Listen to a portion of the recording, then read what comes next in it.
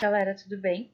Bom, continuando o nosso conteúdo sobre reprodução e todo o tema que tem a ver com isso, hoje a gente vai falar sobre os métodos contraceptivos e entender um pouquinho a vantagem e desvantagem de cada um e como eles podem ser utilizados. Vamos lá? Muito bem. Bem, os métodos contraceptivos, eles são organizados de algumas formas, então, algumas categorias, digamos assim. Os métodos de barreira, eles imobilizam o espermatozoide, impedindo de entrar em contato com o óvulo e, consequentemente, de ter fecundação. Por exemplo, a gente tem os espermicidas, que são cremes ou espumas, que são injetados pela mulher, tá aqui, ó, um pouquinho do resumo, são injetados pela mulher antes da relação sexual e não precisam de receita médica, tá? Só que tem um problema. Eles têm baixa eficiência, é muito arriscado usar somente esse método, e eles não impedem que haja a transmissão das DSTs. A DST ela só vai ser prevenida com o uso da camisinha, que a gente vai falar mais adiante. Tá aqui. A camisinha ou preservativo, tanto masculino quanto feminino, é o único método que previne contra as DSTs. Então, não adianta nada utilizar nenhum outro método e não utilizar a camisinha, porque você não vai estar protegido contra a DST. Aqui tem um pouquinho de como que pode organizar e utilizar melhor a camisinha, né? E aí a gente tem algumas informações. Ela é um método descartável, porque é utilizado um por cada relação. É o único método que evita DST, mas também não precisa de receita nem de indicação. Inclusive, a gente encontra de graça, distribuído pelo próprio posto de saúde. O problema é que a má colocação dela pode levar à ruptura, por exemplo, e diminuir a sua eficácia, expondo os dois indivíduos que estiverem na relação e não vão ficar protegidos. Em casos muito raros, tá? Uma porcentagem muito pequena pode acontecer de dar alergia, mas isso é uma chance muito pequena, tá? Um outro método que a gente vai começar a falar são os métodos hormonais. Os métodos hormonais, eles têm a ver então com inibir o ovário de liberar o óvulo e estão relacionados a substâncias químicas, aos hormônios que são produzidos em laboratório. Por exemplo, a gente tem aqui a pílula, que é a mais comum. Ela é tomada diariamente durante um período de 3 semanas e na quarta semana existe uma pausa para que o corpo da mulher possa se restabilizar também e ter uma espécie de menstruação. A desvantagem é que é muito fácil esquecer e que ela pode ter efeitos colaterais diversos e que podem ocasionar reações muito ruins. Esses efeitos colaterais, eles são individuais, depende muito da mulher, tá? A gente tem a pílula do dia seguinte. A pílula do dia seguinte, ela não é um método que é para ser utilizado com rotina, tá? Todos os dias. E a função dela é impedir a fecundação. Então, ou o espermatozoide entrar no óvulo, ou expelir, né? Empurrar esse óvulo que já está fecundado no útero para fora, tá? Se a gravidez já tiver sido iniciada, essa pílula não tem efeito. Então, não vai adiantar tomar essa pílula porque não vai ter funcionalidade. Bem, a gente tem um outro método que é o adesivo débito. Esse adesivo ele fica por até 3 semanas e tem que ser utilizado um por semana.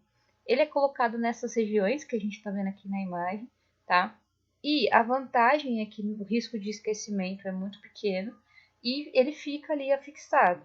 Só é preciso ter cuidado com saunas, cremes ou banhos quentes para que o adesivo não se descole, porque aí ele vai perder o efeito.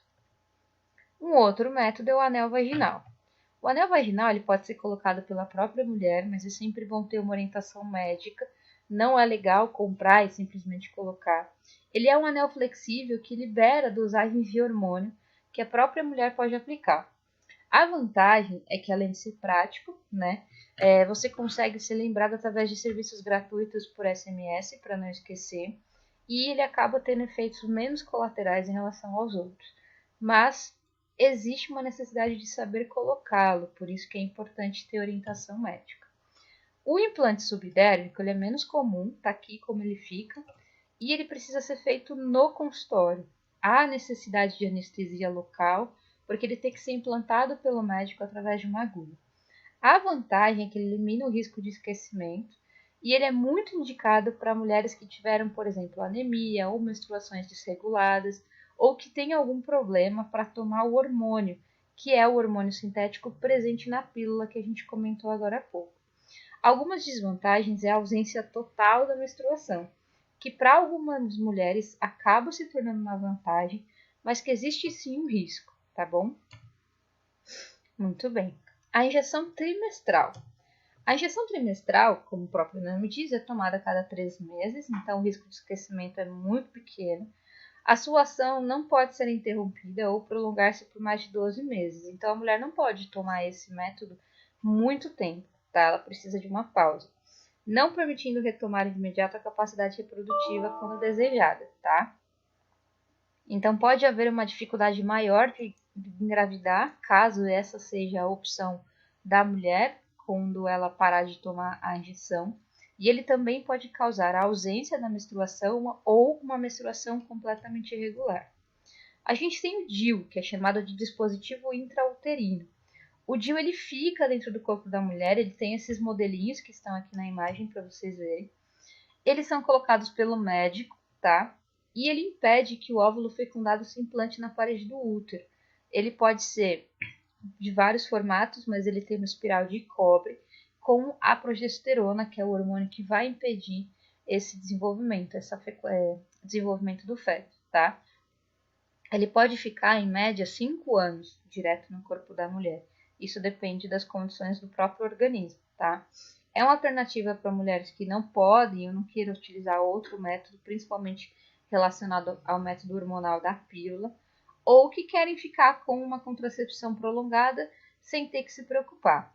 A desvantagem é que eles têm fluxos menstruais maiores, um aumento de dores menstruais como a cólica, por exemplo, tá? Para aquelas mulheres que já têm. Método sintotérmico.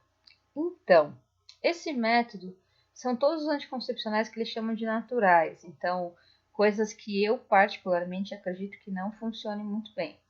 É um método mais fisiológico, mas ele não é eficaz e ele precisa de um rigor muito sério, ele precisa de um acompanhamento muito específico por parte da mulher e do casal. Vamos entender alguns desses métodos que eu estou comentando. Aqui tem 3 métodos. Durante o período fértil da mulher, existem algumas mudanças no corpo que são naturais, como a produção de muco na vagina ou aumento da temperatura, que podem servir como métodos para indicar que durante aquele período a mulher está no período fértil, que seria o método da temperatura e o muco cervical.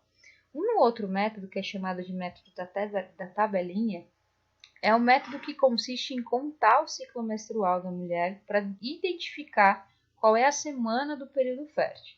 O problema é que esse período pode sofrer variações e que isso pode também, para adolescentes, ser muito complicado. É natural que o ciclo, quanto mais nova, a mulher seja, mais irregular o ciclo seja também. Então é mais difícil de controlar. Por isso que esses métodos, apesar da gente estar falando aqui, não são métodos seguros, tá bom? E existe um outro método que é a esterilização. São os métodos de cirurgia para homens e para mulheres que consistem em retirar partes do sistema reprodutor e impedir que ocorra, no caso, a liberação dos óvulos da mulher e dos espermatozoides para o homem. Na mulher a gente chama de laqueadura ou laqueação de trompas e no homem a gente chama de vasectomia. São métodos irreversíveis. Para a mulher, completamente irreversível. Para o homem, existe uma pequena chance de regeneração, mas é muito pequeno, tá?